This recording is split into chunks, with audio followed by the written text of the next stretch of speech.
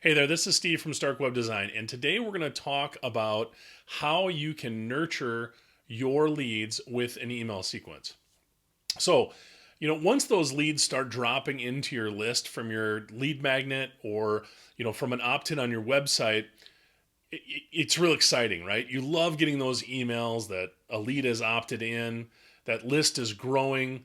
But that's only the first part of our funnel, right? Now we need to figure out a way to nurture them from opt-in lead to a purchasing customer, right? We want to convert them from a lead to a client or a customer.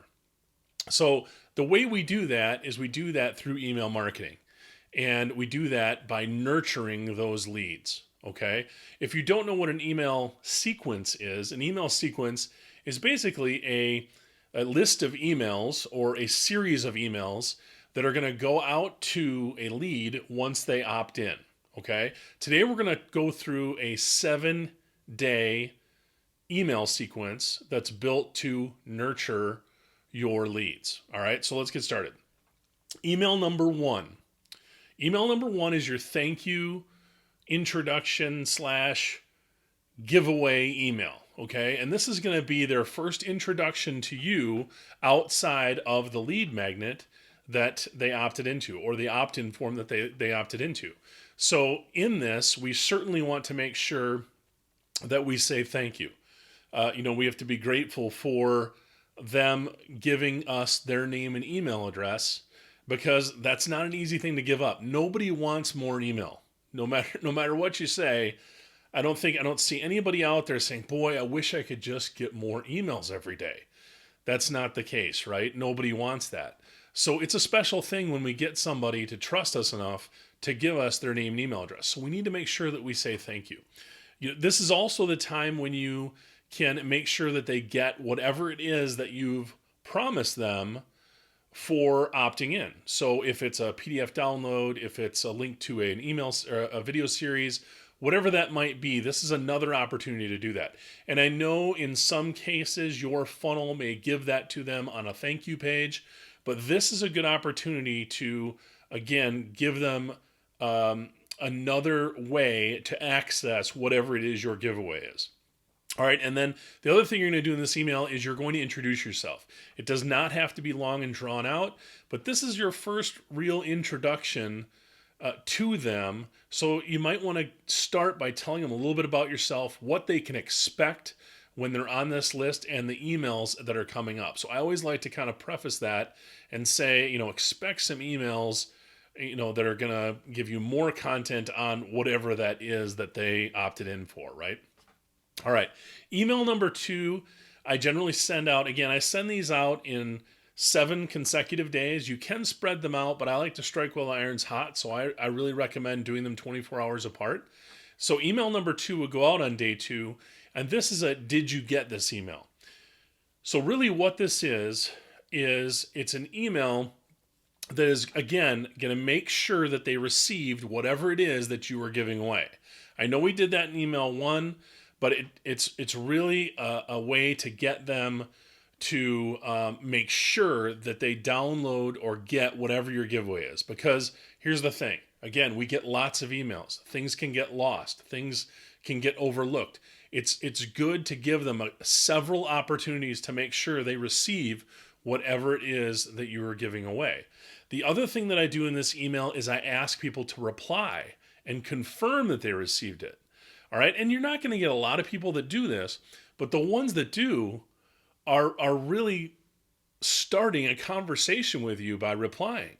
And it's a great way to start a conversation. So asking them to reply to that email to confirm that they received it. And I would say probably 10 to 20% of the people that opt in for me are responding to this, but it's led to some great conversations and it gives them a way to interact and get to know us a little bit better. Okay. The third email I send, and this would be on day 3, is a sneak peek video. All right. And I don't generally send videos or attachments in emails. And instead, what I do is I send a link to a video or a link to a document or a link to an article, whatever it might be. I put links in and not embed the video. Sometimes when you have videos attached or embedded in emails, they're going to go right to the spam folder, and you're going to have some issues with that. So I like to send them to it. But what the sneak peek video does is it gives them just a little taste of what it is you have to offer.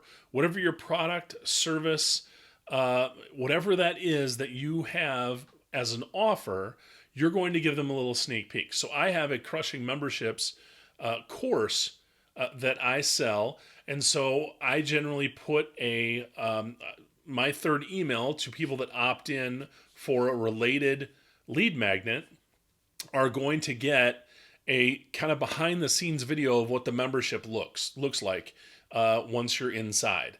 And I just give it, it's brief. It's probably 5 to 7 minutes long, and it's just a little explainer on what they can get if they were to purchase. And then I would put a link in with a call to action that if they're interested, you can learn more, and it's a link to the sales page.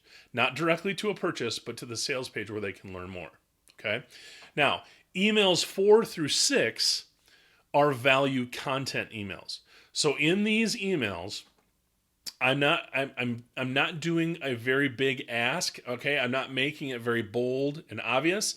And instead what I'm doing either inside the email or in an article or piece of content that is outside the email I'm linking to, I'm going to add more value-driven content. So for instance, if they come in wanting to know more about membership sites, or they come in on my content monetization guide, I will give them about 3 to 4 emails that talk about some of the myths behind membership sites.